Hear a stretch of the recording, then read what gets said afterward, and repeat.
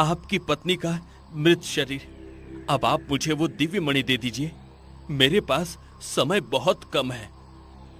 नाग उस मणि को सखाराम को दे देता है। उस मणि की वो रोशनी देखकर सखाराम की आंखें चमकने लगती हैं। तुम यहाँ कैसे पहुँच गए और यहाँ आने का कारण क्या है? मेरी आपसे कोई शत्रुता नहीं है नागराज, मुझे केवल वो दिव्य मणि चाहिए जो किसी असुर ने समुद्र से। ठंडक बढ़ने लगती है। पिताजी, ये क्या हो रहा है? समुद्र का पानी अचानक इतना ठंडा क्यों हो गया? कभी कभी प्रकृति में बदलाव के कारण समुद्र के तापमान में बदलाव आता है पुत्री, ये तो बहुत सामान्य बात है। बिंदुराज की बात सुनकर जलपरी ठीक है कहती है और चुप हो जाती है। ऐसे ही 2-3 दिन बीत जाते हैं। समुद्र का तापमान और ज्यादा घट जाता है।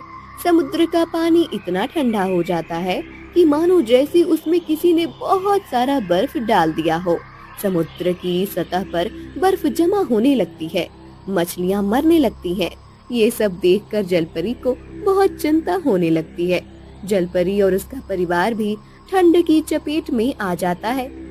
पिताजी, आपने तो कहा था कि प्रकृति में बदलाव होता है और वो सामान्य होता है, परंतु ये अचानक इतनी ठंड बढ़ने से समुद्र की मछलियां अपने प्राण त्याग रही हैं। कई समुद्र जीव और वनस्पतियां बर्फ बन गई हैं। हमें उन सबको बचाने के लिए कुछ करना चाहिए। मुझे भी समझ नहीं आ रहा है कि अचानक ये कैसे हो रहा है। कई बार हिमनद पिघलने लगता है, उसका पानी समुद्र में बहता है और समुद्र का तापमान घट जाता है, परंतु इस बार तो समुद्र ही हिमनद की तरह ठंडा हो गया है। इस समस्या से छुटकारा पाने के लिए अब मुझे अग्निदेव का आह्वान करना होगा। अब अग्निदेव ही अपने ताप से इस ठंड को कम कर सकते हैं। फिर बिंदुराज अग्निदेव की तपस्या करने लगते हैं। बहुत देर तक तपस्या करने के बाद भी अग्निदेव प्रसन्न नहीं होते। बिंदुराज को समझ नहीं आता कि अब वो क्या करे, कैसे इस ठंडे पड़े समुद्र का तापमान कैसे करे। बिंदुसार फिर से तपस्या करने लगते हैं। फिर से तपस्या करने के बाद भी अग्निदेव बिंदुसार से प्रसन्न नहीं होते। अग्निदेव, आप मेरी तपस्या से प्रसन्न क्यों नहीं हो रहे हैं?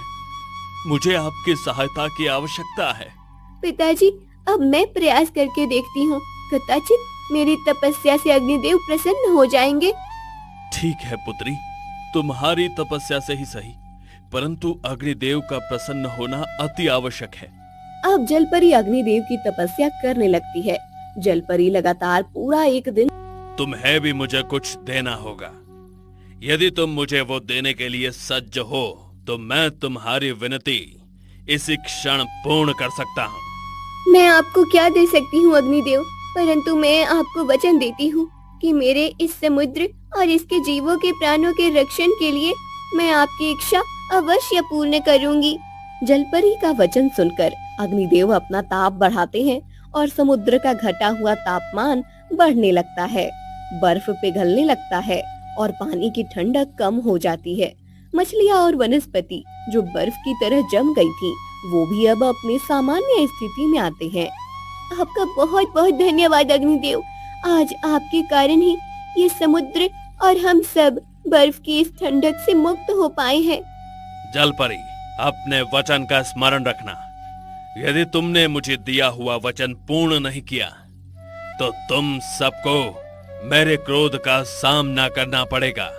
मैं अपने वचन को सदा स्मरण रखूंगी अग्निदेव। आप बताइए मुझे क्या करना है।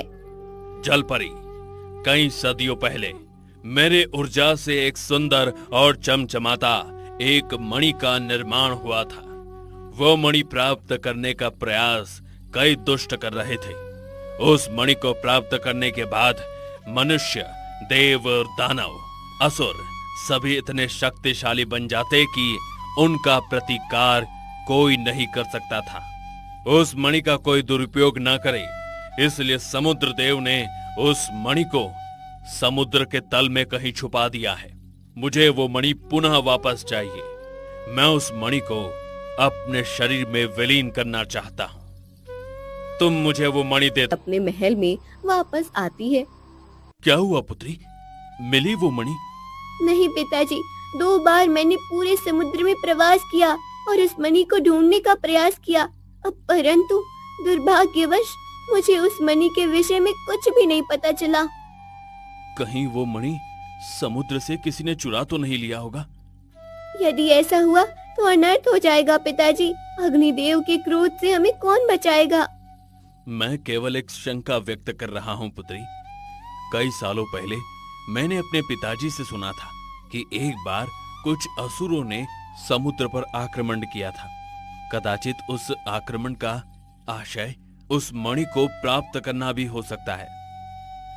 यदि ये सत्य हुआ तो हमें अग्निदेव से क्षमा मांगने के लिए अभी सज्ज होना पड़ेगा। कुछ दिन बीत जाते हैं। इधर गांव में एक मछुआरा सखाराम के घर। सखाराम, अरे सखाराम! क्या हुआ दादाजी? सखाराम, बहुत दिन हो गए हैं तुम समुद्र पर मछली पकड़ने नहीं गए हो। तुम यदि मछली पकड़ने नहीं जाओगे तो फिर घर कैसे चलेगा बेटा? दादाजी, पिछले कितने दिनों से आप बीमार हैं, बिस्तर से उठ भी नहीं पा रहे हैं, तो मैं आपको छोड़कर समुद्र पर कैसे जा सकता हूं? मछली पकड़ने के लिए पता नहीं कितना समय लग जाए। आपको तो पता है, कभी कभी तो पूरी रात नाव में ही रहना पड़ता है। अब आपको इस स्थिति में आपको अकेले छोड़कर जाना मुझे उचित नहीं लग रहा है। तुम मुझसे बहुत ज्यादा प्रेम करते हो बेटा, मुझे पता है, परंतु हमें इस घर चलाने के लिए धन की तो आवश्यकता होती है ना। मेरी बीमारी के चलते पहले ही तुम्हें कितना खर्चा उठाना पड़ रहा है। अब ऐसे में तुम मछली पकड़कर नहीं बेचोगे तो कैसे चलेगा? मैं तो अब बूढ़ा हो गया हूं, पेड़ के पके हुए पत्ते की तरह हूं, कभी भी पेड़ से छूटकर गिर जाऊंगा। परंतु तुम्हारे सामने पूरी जिंदगी पड़ी है और समुद्र पर बर्फ की चादर बिछी हुई है। पूरे समुद्र के पानी को बर्फ बना हुआ देखकर सखाराम चिंता में पड़ जाता है। तभी बर्फ का टुकड़ा अचानक हिलने लगता है। सखाराम वो देखकर घबरा जाता है। वो बर्फ का टुकड़ा जोर जोर से हिलकर टूट जाता है और उसके अंदर से जलपरी बाहर आती है। जलपरी का शरीर ठंड के कारण हिल भी नहीं पा रहा होता है। उसका शरीर सफेद हो गया था। सखाराम उसे देखकर उसके पास जाता है। जलपरी जैसे तैसे सखाराम से बात करती है। मेरी सहायता करो मछुआरे। जलपरी, ये क्या? तुम्हारी ऐसी हालत और ये समुद्र बर्फ की तरह जम कैसे गया है? क्या है ये सब? ये सब अग्निदेव के कोप से हुआ है मछुआरे। मैं तुम्हें सब बताती हूँ, परंतु यदि तुम है। वो वन में उस गुफा को ढूंढने लगता है। कुछ दूर चलने के बाद घने झाड़ियों के बीच उसे वो गुफा दिखाई देती है। उस गुफा से रोशनी आ रही थी। सखाराम उस रोशनी का पीछा करते हुए उस गुफा तक पहुंच जाता है। गुफा के द्वार पर कई पेड़ों की टहनियां और बेलें ऐसी लड़ी हुई थी कि अंदर जाना भी मुश्किल हो रहा था। सखाराम जैसे तैसे उन टहनियों और बेलों को तोड़कर गुफा के अंदर जाने लगता है। गुफा के अंदर जाते ही वह देखता है उस अंधेरी गुफा में एक कोने से वो रोशनी आ रही थी। सखाराम आगे बढ़ने लगता है। तभी एक उल्लू जोर से उड़ते हुए आता है और सखाराम पर हमला कर देता है। सखाराम उसे लकड़ी से मारता है और आगे आता है। आगे जाकर उसे एक बहुत बड़ा नाग दिखाई देता है। सखाराम को देखकर नाग फुसफुस करके आगे आता है और तुम यहाँ कैसे पहुँच गए और यहाँ आने का कारण क्या है? मेरी आपसे कोई शत्रुता नहीं है नागराज, मुझे केवल वो दिव्य मणि चाहिए जो किसी असुर ने समुद्र से चुराया था। तुम सही स्थान पर आए हो। वो मणि यही है। मेरे स्वामी ने मुझे उस मणि का रक्षण करने के लिए ही यहाँ। तुम यहाँ कैसे पहुंच गए और यहाँ आने का कारण क्या है? मेरी आपसे कोई शत्रुता नहीं है नागराज, मुझे केवल वो दिव्य मणि चाहिए जो किसी असुर ने समुद्र से चुराया था। तुम सही स्थान पर आए हो। वो मणि यहीं है। मेरे स्वामी ने मुझे उस मणि का रक्षण करने के लिए ही यहां रखा है। मैं तुमसे विनती करता हूं, मुझे वो मणि दे दो। नहीं, वो मणि मैं तुम्हें नहीं दे सकता हूं। यदि वो उस नेवले से लाकर दे सकते हो तो मैं तुम्हें वो मणि देने के लिए सज्ज हूं।